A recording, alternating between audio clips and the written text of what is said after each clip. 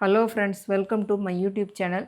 இப்போ நம்ம என்ன பார்க்க போகிறோம் அப்படின்னா, ஒரு எள்ளில் வந்து எப்படி சட்னி பண்ணலாம் அப்படிங்கிறத நம்ம பார்க்க போகிறோம். அதுக்கு நான் தேவையான பொருள்னு பார்த்திங்கன்னா 50 கிராம் எள் எடுத்து வச்சுக்கிறேன். இந்த கிண்ணம் நிறையா தேங்காய் பூ எடுத்து வச்சுருக்கிறேன். ஒரு 6 மிளகா வத்தல் எடுத்து வச்சுருக்கிறேன்.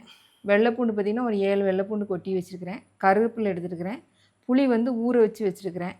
இப்போ நம்ம வீடியோக்குள்ளே போகலாம். அப்புறம் என்னோடய வீடியோ எல்லோரும் பார்க்குறீங்க, உங்கள் எல்லாருக்கும் ரொம்ப நன்றி. நிறைய பேர் சப்ஸ்கிரைப் பண்ணாமல் பார்க்குறீங்க. ப்ளீஸ் சப்ஸ்கிரைப் பண்ணுங்கள், பெல் பட்டனை கிளிக் பண்ணி வைங்க. அப்புறம் நான் பண்ணுற வீடியோவில் சமையல் உங்களுக்கு பிடிச்சிருந்துச்சுன்னா உங்கள் ஃப்ரெண்டுக்கும் ஷேர் பண்ணுங்கள். இப்போ நம்ம வீடியோக்குள்ளே போகலாம் வாங்க.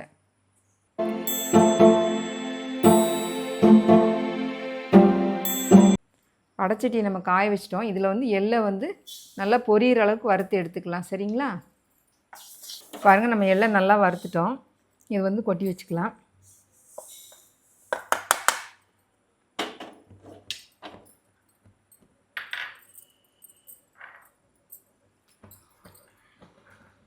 இப்போ பார்த்திங்கன்னா இந்த வடைச்சட்டியில் குட்டி ஸ்பூனில் தான் நான் எண்ணெய் ஊற்றுறேன், பார்த்துக்கோங்க.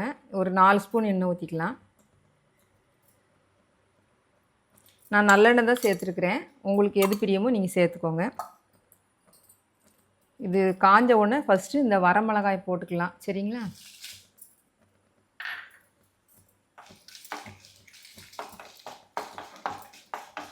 ரொம்ப கருக வேண்டாம். அந்த கலர் மாறினோடனே அதுக்கடுத்து நம்ம கருவேப்பில் போட்டுக்கலாம்.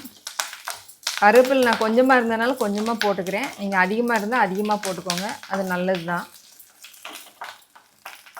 அதுக்கப்புறம் இந்த வெள்ளைப்பூண்டு கொட்டி வச்சுக்கிறோம் பார்த்திங்களா, அதையும் நம்ம சேர்த்துக்கலாம்.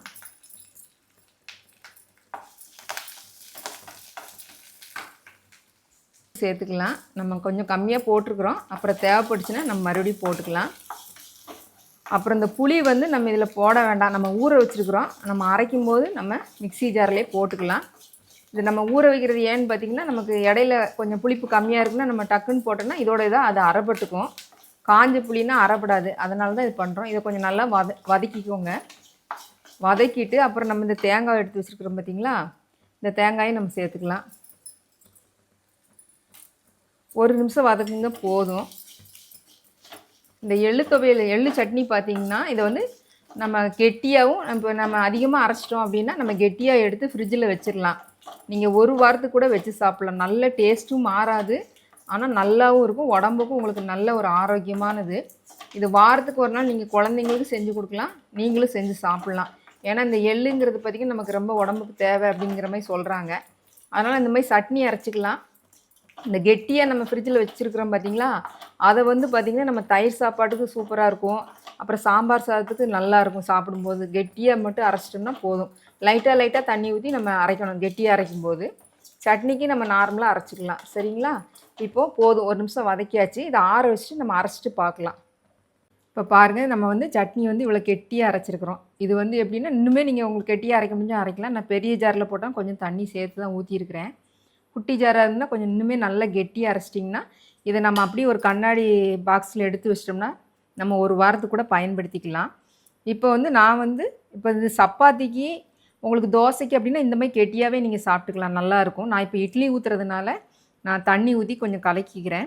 நம்ம தண்ணி ஊற்றி கலக்கிறோம் அப்படிங்கும்போது கொஞ்சம் புளி கொஞ்சம் அதிகமாக போட்டால் தான் கரெக்டாக இருக்கும் நமக்கு டேஸ்ட்டு. இப்போ நம்ம தண்ணி ஊற்றி கரைச்சிட்டு நம்ம தாளித்து கொட்டிடலாம். சரிங்களா? பாருங்கள், நான் இந்தளவுக்கு தண்ணி ஊற்றிருக்கிறேன். இது வந்து இட்லிக்கு நமக்கு சரியாக இருக்கும். இப்போ நீங்கள் இது இவ்வளோ தண்ணி ஊற்றும்போது டேஸ்ட்டு பார்த்துக்கோங்க.